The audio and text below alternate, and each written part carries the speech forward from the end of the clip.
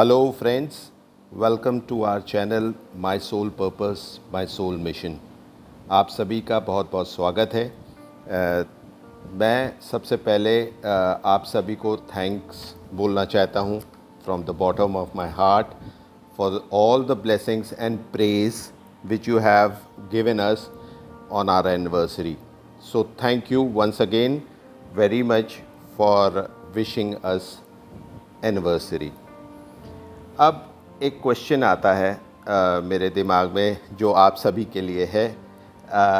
ये है कि हु आर ट्विन फ्लेम्स, या इसे ऐसे भी फ्रेम कर सकते हैं कि what is your concept about this word twin flame. Please आप नीचे राइट करिएगा कमेंट बॉक्स में, एंड मैं पर्सनली इसको चेक करना चाहूँगा your concept about twin flame. तो चलिए आज का ये वीडियो मैं स्टार्ट करना चाहता हूँ about what I think about this term twin flame.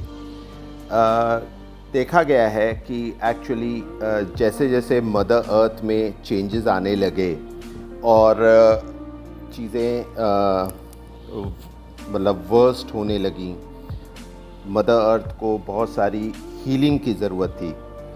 सो हमारे यूनिवर्स ने कुछ ऐसी आत्माओं को चुना जो ओल्ड सोल्स थीं, जो बहुत ही एक्सपीरियंस सोल्स थीं और जो बहुत ही निकट थीं अपने मोक्ष को पाने के लिए।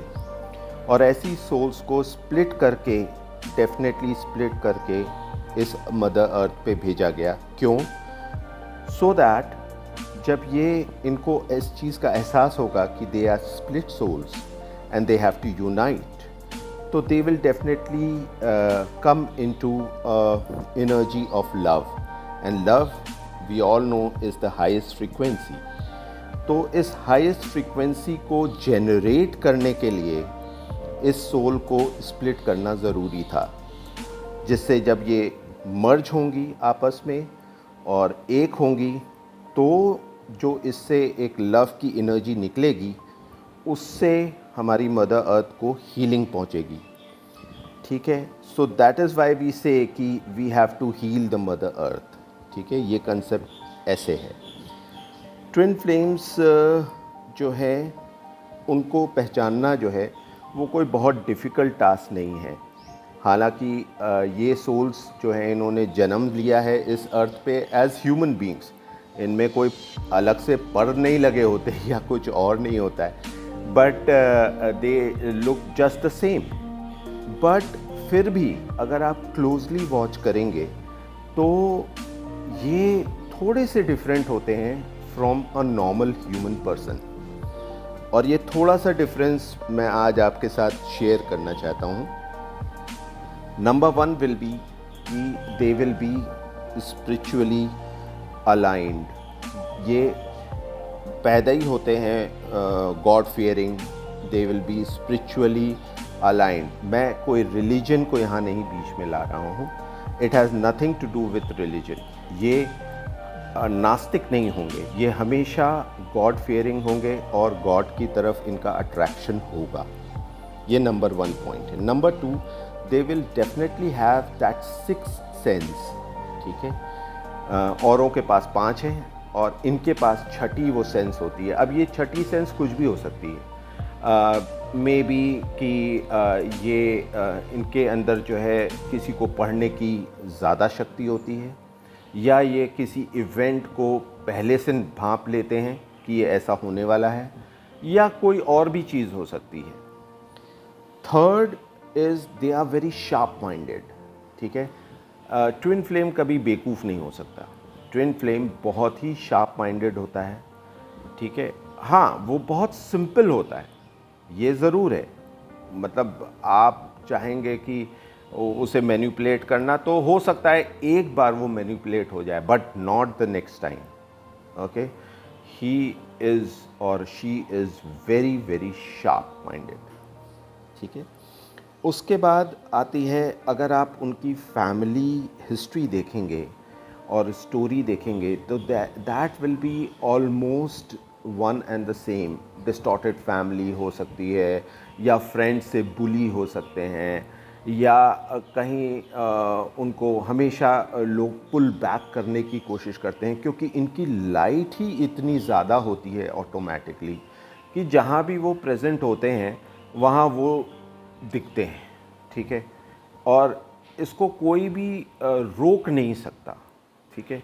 They will always be a star in the crowd, okay. ये एक फीचर होता है। फिर आता है कि they will be always a centre of attraction. क्यों? क्योंकि जिस भी काम में ये हाथ डालेंगे वो काम में ये टॉप कर जाएंगे, and that is not only related to their field. वो किसी और फील्ड में भी जाके काम करेंगे ना, तो उस पर भी वो टॉप पे ही रहेंगे, ठीक है, automatically, because their soul is actually aligned with the God and God makes them like that.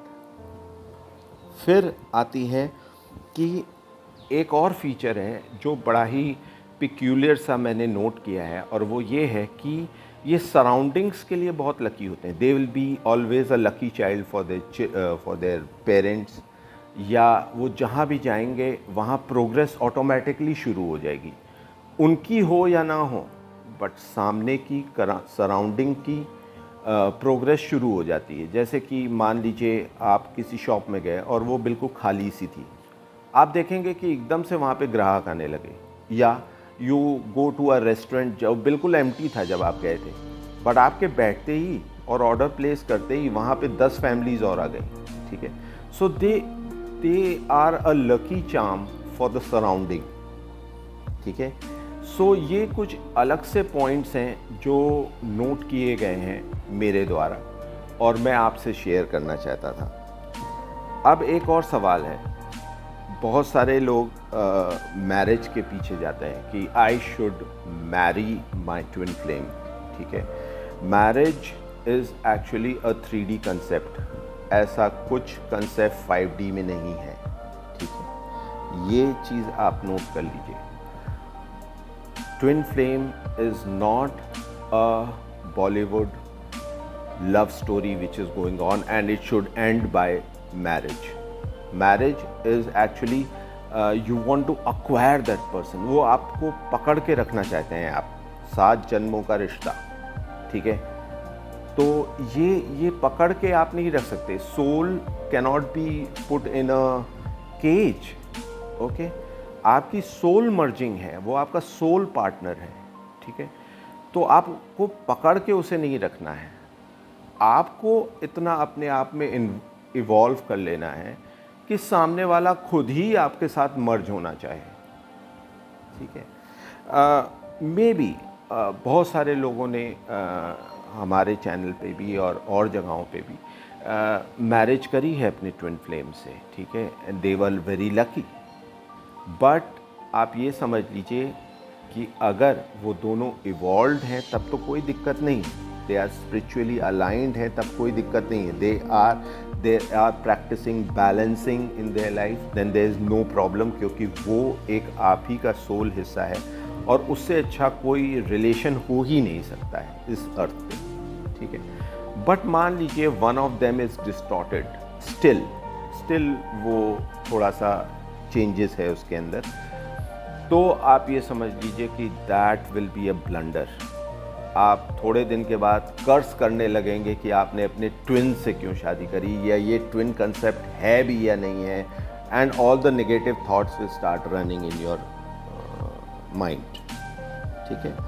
So marriage हो जाती है, बहुत अच्छी बात है, बट देन लाइफ लॉन्ग आपको इस मैरिज को संभाल के रखना पड़ेगा, और बैलेंस, मतलब कि सीसॉ की तरह है बिल्कुल, कि ना इधर झुके ना उधर झुके, ठीक है, बिल्कुल बैलेंस बना के रखे, which is a tough thing actually. और यस, इस तरीके से ही एक ट्विन के साथ मैरिज सक्सेसफुल हो सकती है, and after marriage that is not the end of the film, okay.